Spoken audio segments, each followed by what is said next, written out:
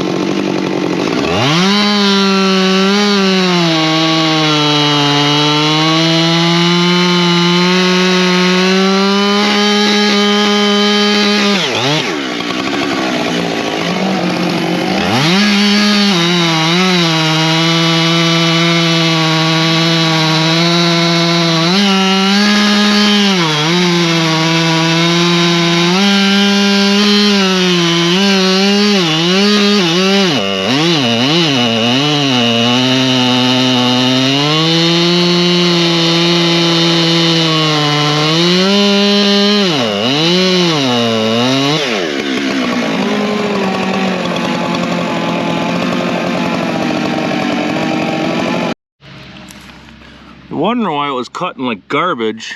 3 nails.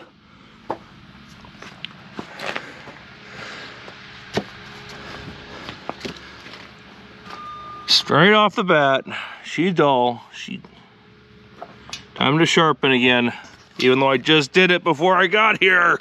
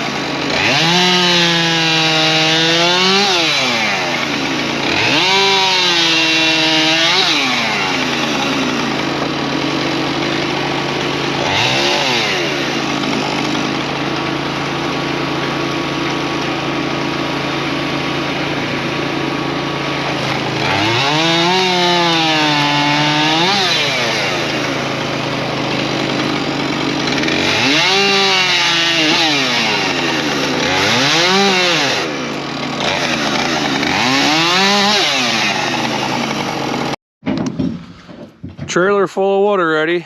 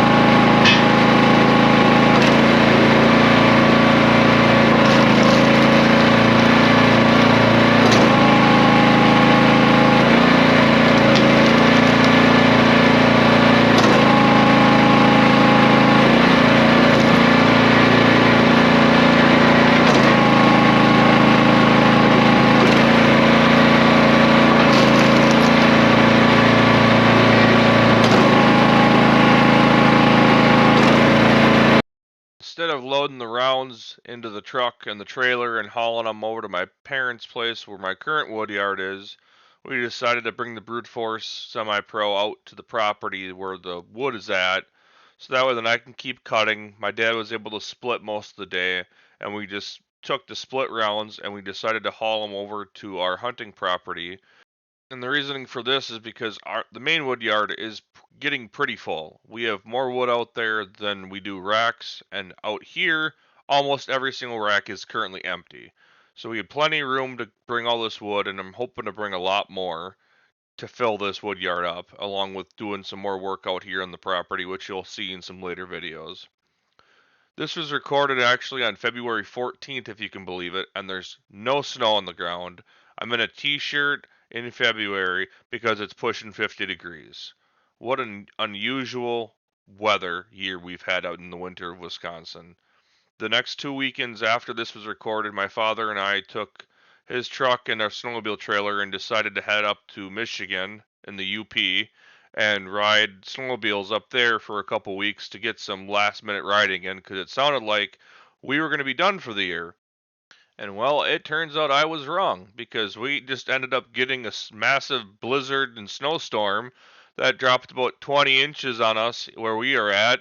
And some areas further north of us ended up getting 30 inches, and some areas in the UP got close to 3 feet. And with the winds, there's drifting. And with my job, I ended up having to plow, so I ended up putting in 58 hours of work in plowing and hauling snow, which was I had to work a couple days on nights and stuff like that, so I was able to be done at early in the morning, go home, take a couple hour nap, and hit the trail at my local club that we were open, and they kept them open just so people could ride to the snowmobile club meeting that evening, and it was hilltops for mud. The snow was real soft and slushy, and some areas of water and mud holes.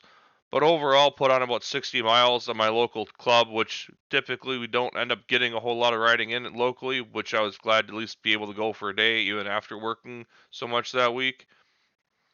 But I ended up putting on almost 1,500 miles on my sled, and in between this video and now, haven't really been doing much in the woodyard because the frost has been coming out of the ground, things have been muddy, and then we got the snow. As far as the log truck, I still got it sitting there. I'm still waiting for that 564, which I heard rumor was supposed to be a month, which I would put it in at the middle of April. But I just got a phone call earlier today that said my saw might be actually in. So I might be paying a visit, and I might be able to finish that log truck sooner than I expected. All the rounds are still sitting there. My dad was able to haul the rounds while we still had frost and put them closer to the racks.